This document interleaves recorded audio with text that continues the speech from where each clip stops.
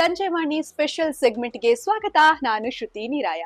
ಒಡಲಲ್ಲಿ ನೋವು, ಕಷ್ಟ ತುಂಬಿದ್ರೂ ಕೂಡ ಎಲ್ಲರನ್ನೂ ನಗಿಸೋನು ಚಾರ್ಲಿ ಚಾಪ್ಲಿನ್. ಅದೇ ರೀತಿಯಾಗಿ ಚಿಕ್ಕ ವಯಸ್ಸಿನಲ್ಲೇ ತನ್ನ ತಂದೆ ತಾಯಿಯ ಪ್ರೀತಿಯನ್ನೇ ಕಾಣದೆ ಹಾಗೆಯೇ ಕೂಲಿ ಕೆಲಸ ಮಾಡಿಕೊಂಡು ಬೆಂಗಳೂರಿಗೆ ಬಂದು ಇಲ್ಲಿ ಕಷ್ಟದ ಜೀವನವನ್ನ ನೋಡಿರುವಂತಹ ಅದ್ಭುತ ಕಲಾವಿದ.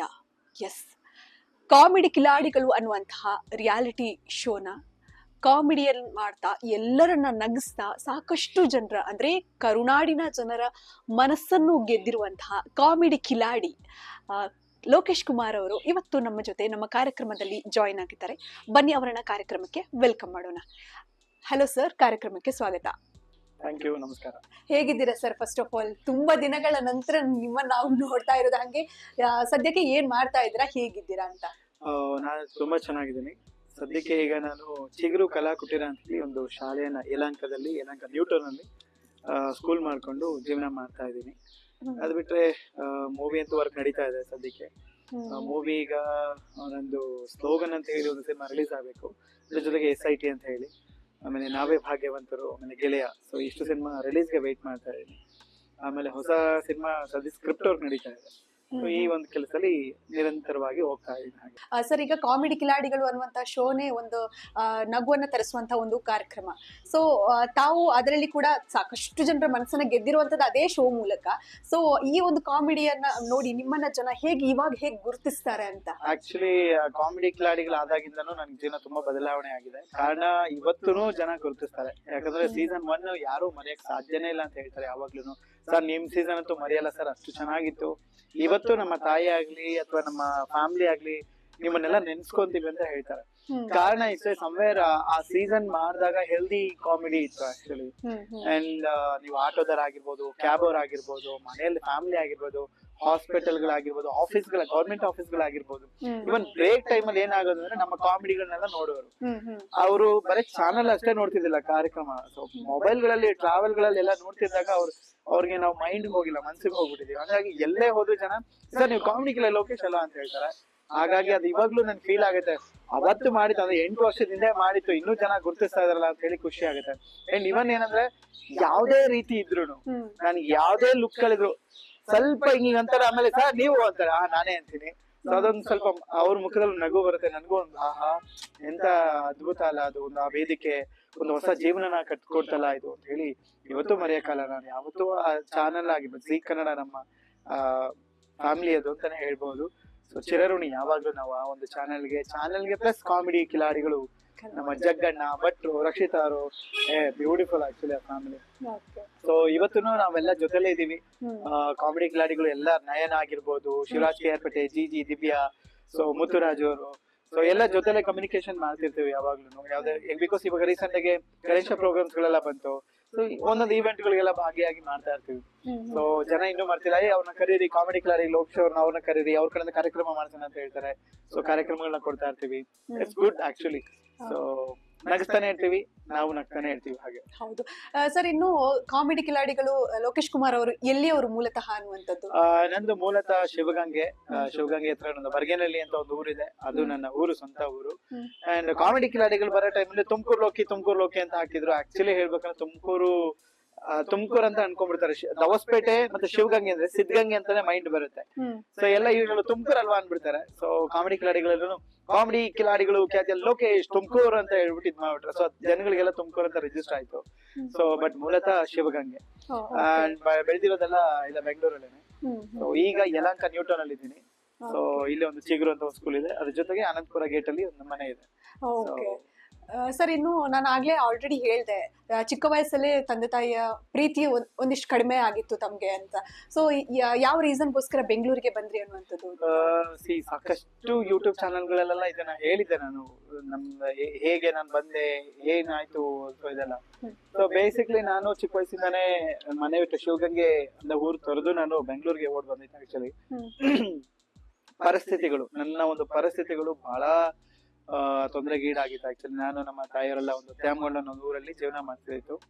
ಸೊ ಅಲ್ಲಿಂದ ಬೈ ಮಿಸ್ ಆಗಿ ನಾನು ಬೆಂಗಳೂರಿಗೆ ಬಂದಿತ್ತು ಆಕ್ಚುಲಿ. ಸೊ ಚಿಕ್ಕ ವಯಸ್ಸಲ್ಲೇ ಬೆಂಗಳೂರು ಬಂದು ಹೇಗೆ ವಾಪಸ್ ಹೋಗ್ಬೇಕು ಗೊತ್ತಾಗಿಲ್ಲ. ಸೊ ನನ್ನ ಜರ್ನಿ ಬೆಂಗಳೂರಲ್ಲೇ ಶುರು ಆಗೋಯ್ತು.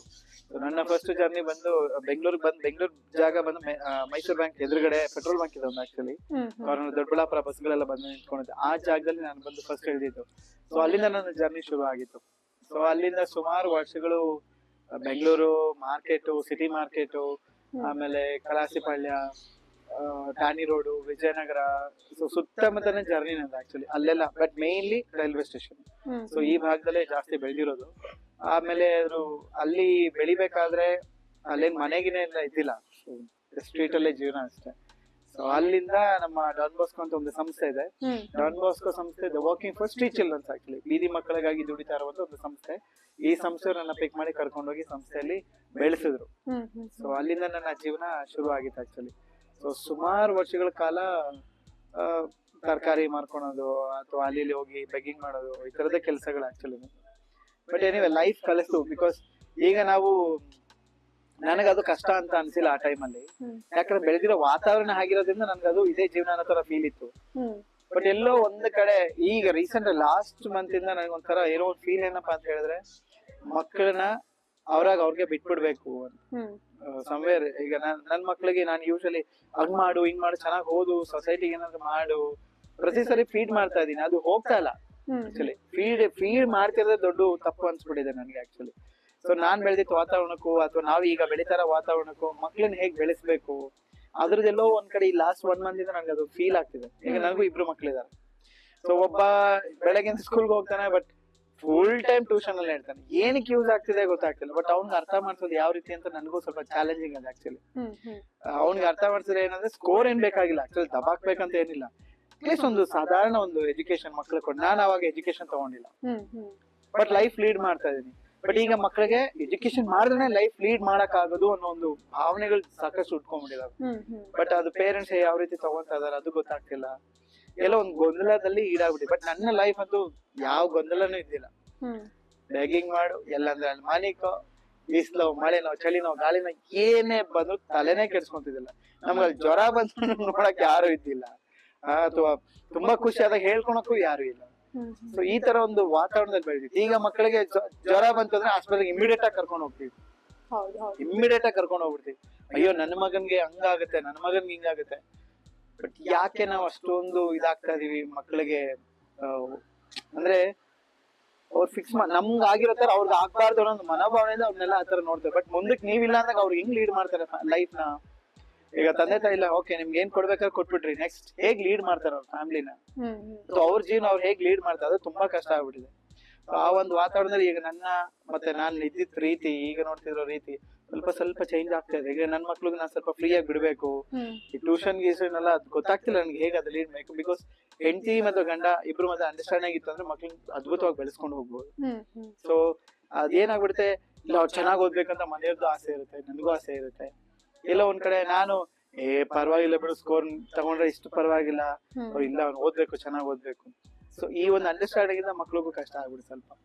So challenging. ಮತ್ತೆ ಇನ್ನು ಶಾಲೆಗಳಂತೂ ಅಯ್ಯೋ ದೇವ್ರೆ, ಅದು ಶಾಲೆಗೆ ಹೋಗ್ತಾರ ಇಲ್ಲ ಕೂಲಿ ಕೆಲ್ಸಕ್ಕೆ ಹೋಗ್ತಾರ ಗೊತ್ತಿಲ್ಲ, ಅಷ್ಟು ವೆಯ್ಟ್ ಎತ್ಕೊಂಡು ಹೋಗ್ತಾರೆ. ನನ್ ಮಗ ಅಂತ ಹೆವಿ ವೆಯ್ಟ್ ಎತ್ಕೊಂಡು ಹೋಗ್ತಾರೆ ಬ್ಯಾಗ್. ಅದು ಬಹಳ ಕಷ್ಟ ಆಕ್ಚುಲಿ. ಮಕ್ಳಿಗೆ ಎಜುಕೇಶನ್ ಕೊಡ್ತಿರೋ ರೀತಿಯ ಫಾರ್ಮೇಟ್ ಆಗಿರ್ಬೋದು, 4 ಗೋಡೆಗಳ ಮಧ್ಯೆ ಏನ್ ಆಗಿದೆಯೋ ಹಾಗೇ ಹೋಗ್ತಾ ಇದೆ. A4 ಆಪಲ್ ಅದ್ ಬಿಟ್ಟು ಬೇರೆ ಜಾಗದಲ್ಲಿ ಏನೂ ಇಲ್ಲ.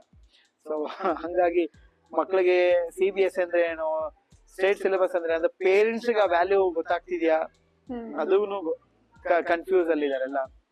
ಬಟ್ ಏನಪ್ಪಾ ಅಂತ ಹೇಳಿದ್ರೆ ವಾಸ್ತವ ನಾನು ಏನ್ ಹೇಳಕ್ ಬರ್ತೀನಿ ಅಂದ್ರೆ, ಮಕ್ಕಳಿಗೆ ಅಥವಾ ನಾನ್ ಬೆಳೆದಿರೋ ರೀತಿ ಹಂಗೆ ಎಲ್ಲರೂ ಹಂಗೆ ಬೆಳಿಬೇಕು ಅಂತಲ್ಲ. ಸೊ ಮಕ್ಕಳನ್ನ ಅದ್ಭುತವಾಗಿ ಬೆಳೆಸಿ ಅವ್ರಿಗೆ ₹1 ವ್ಯಾಲ್ಯೂನು ಗೊತ್ತಾಗ್ಬೇಕು. ಅವ್ರಿಗೆ ಆ ₹1 ವ್ಯಾಲ್ಯೂ ಗೊತ್ತಾಗ್ಬೇಕು. ಎಲ್ಲೋ ಒಂದು ಲೈಫ್ ಸ್ಕಿಲ್ಸ್ ಬಗ್ಗೆ ಎಜುಕೇಶನ್ ಕೊಡ್ಬೇಕು ಅನ್ನೋದ್ರ ಬಗ್ಗೆ ಬಹಳ ಯೋಚನೆ ನನ್ಗಷ್ಟೇ. ಆ ಒಂದು ನಿಟ್ಟಲ್ಲೇ ನಾನು ಈ ಚಿಗುರು ಕಲಾ ಕುಟೀರ ಶುರು ಮಾಡಿರೋದು.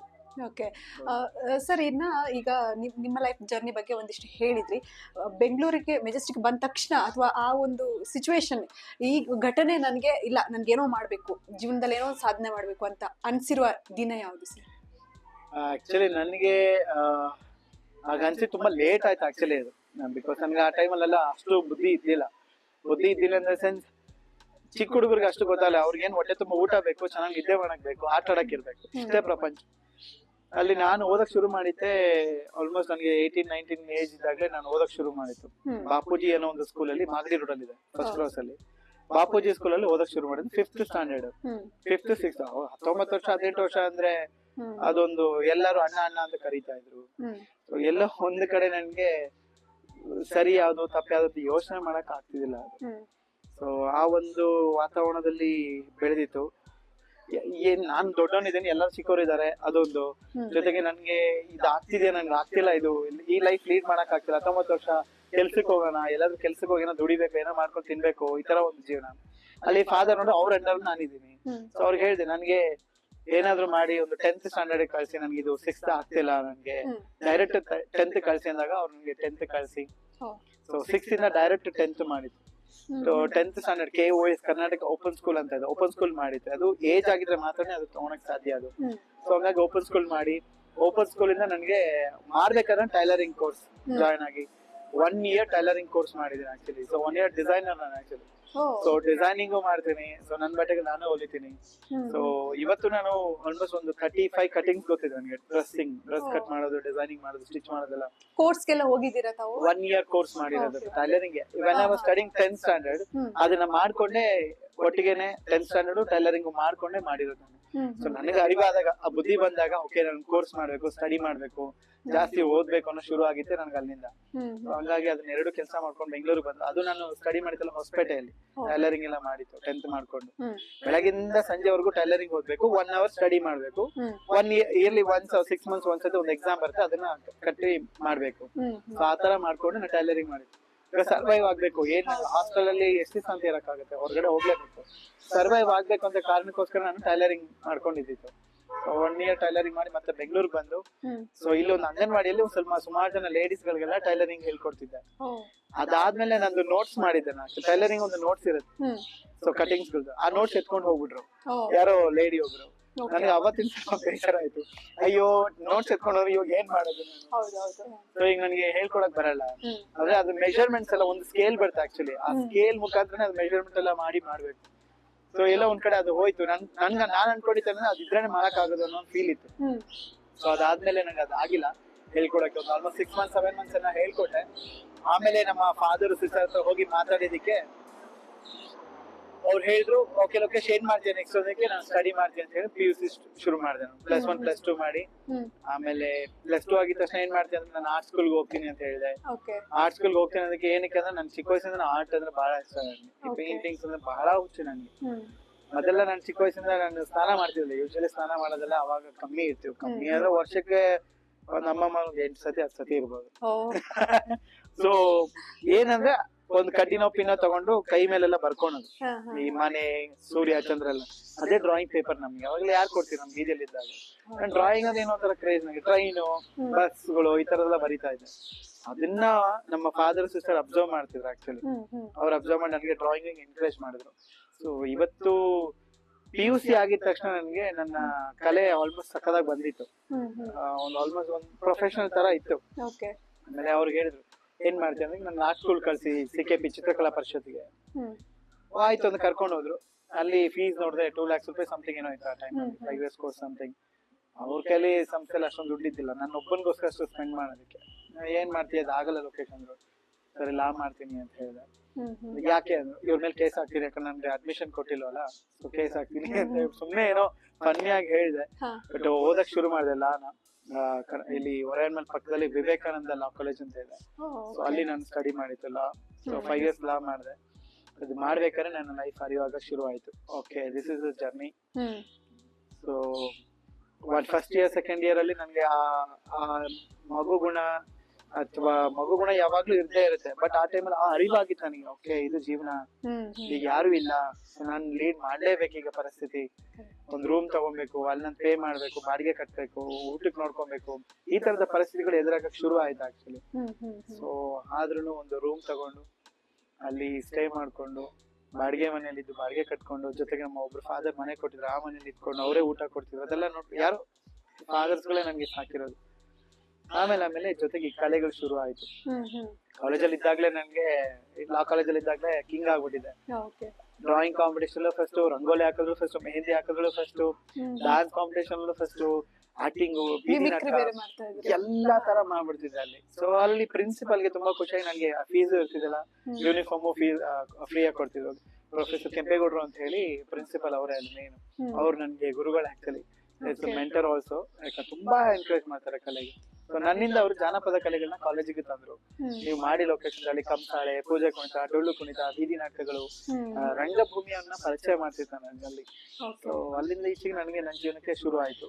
ಕಲೆನ ಇನ್ನೂ ಸ್ವಲ್ಪ ಎಸ್ಟಾಬ್ಲಿಷ್ ಮಾಡಿ, ಯಾರು ನೋಡಿದ್ರು ನೀವು ಫಿಲಿಂ ಹೋಗ್ಬೋದು, ಸೀರಿಯಲ್ ಹೋಗ್ಬೋದು ಹಂಗಿಂಗ್ ಅಂತ ಹೇಳಾರಲ್ಲ, ಇಲ್ಲ ಒಂದ್ ಕಡೆ ಅದು ನಂಗೆ ತಲೆ ಹೊಡೆದು ಸ್ವಲ್ಪ ಟ್ರೈ ಮಾಡಕ್ ಶುರು ಮಾಡಿತ್ತು. ಅಂದ್ರೆ ನೀವು ಅನ್ಕೊಂಡಿದ್ರ ಚಿಕ್ಕ ವಯಸ್ಸಲ್ಲಿ ನಾನ್ ಕಲಾವಿದನಾಗ್ತೀನಿ, ಇಷ್ಟು ಕರ್ನಾಟಕವನ್ನು ನಗಿಸ್ತೀನಿ ನಾನು ವೇದಿಕೆ ಮೇಲೆ, ದೊಡ್ಡ ವೇದಿಕೆ ಮೇಲೆ ಅನ್ಕೊಂಡಿದ್ದಿಲ್ಲ. ಬಟ್ ಒಂದ್ ಅನ್ಕೊಂಡಿದ್ದೆ, ಎಲ್ಲರಿಗೂ ನಾನು ಗುರುತಿಸ್ಕೋಬೇಕು, ರೆಕಗ್ನೈಸ್ ಆಗ್ಬೇಕು ನಾನು ಯಾವ್ದಾದ್ರು ಒಂದ್ ರೀತಿಯಲ್ಲಿ ಅಂತ. ಸೊ ಹಂಗಾಗಿ ಅಲ್ಲಿ ನನ್ಗೆ ನ್ಯೂಸ್ ಪೇಪರ್ ಅಲ್ಲಿ ಬಂದೆ, DD1 ಅಲ್ಲಿ ಬಂದಿದ್ದೆ. ಅವಾಗ ಅದೊಂಥರ ಏನೋ ಥ್ರಿಲ್ ಅನ್ಸ್ತಾ ಇತ್ತು ನನ್ಗೆ. ನಾನು ಏನೋ ಸಾಧನೆ ಮಾಡ್ಬೇಕು, ನನ್ ಎಲ್ರಿಗೂ ಗೊತ್ತಾಗ್ಬೇಕು. ಅಪ್ಪ ಅಮ್ಮ ಅಂತೂ ಇಲ್ಲ, ಆ ಮುಖಾಂತರ ಆದ್ರೂ ನಾನು ಎಲ್ರಿಗೂ ಪರಿಚಯ ಆದ್ರೆ ನನ್ಗೆ ಆ ಪ್ರೀತಿ ಸಿಗುತ್ತೆ ಅನ್ನೋ ಒಂದಿದು.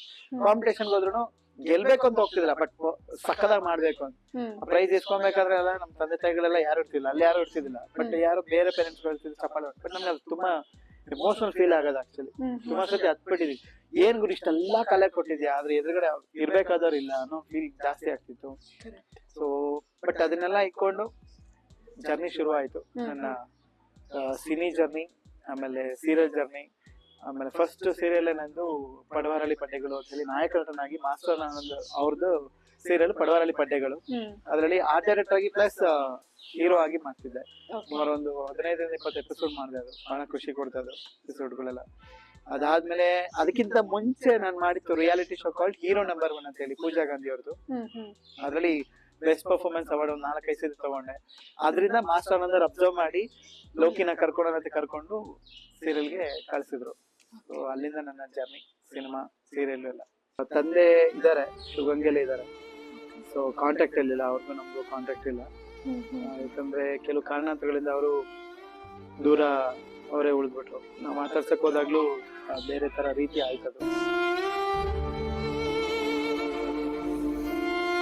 ನೋಡ್ತಿದ್ದಾರೆ, ನೋಡ್ಕೊಂಡೆ ಅವ್ರು ಎಲ್ಲರಿಗೂ ಸುಮಾರು ಜನ ಕೇಳ್ತಿರ್ತಾರೆ, ಬಟ್ ಸಪೋರ್ಟಿವ್ ಇಲ್ಲ ಯಾವ್ದಕ್ಕೂ. ಅವ್ರು ಏನಾದ್ರು ಆಸ್ತಿಗೇನ ಬಂದ್ಬಿಡ್ತಾನೆ ಅಂತ. ಇತ್ತೀಚೆಗೆ ಆಸ್ತಿನೂ ಇನ್ನೊಬ್ಬ ಮಗ ಇದ್ದಾನೆ, ಅವನಿಗೆಲ್ಲ ಬರ್ತಿದ್ದಾರೆ.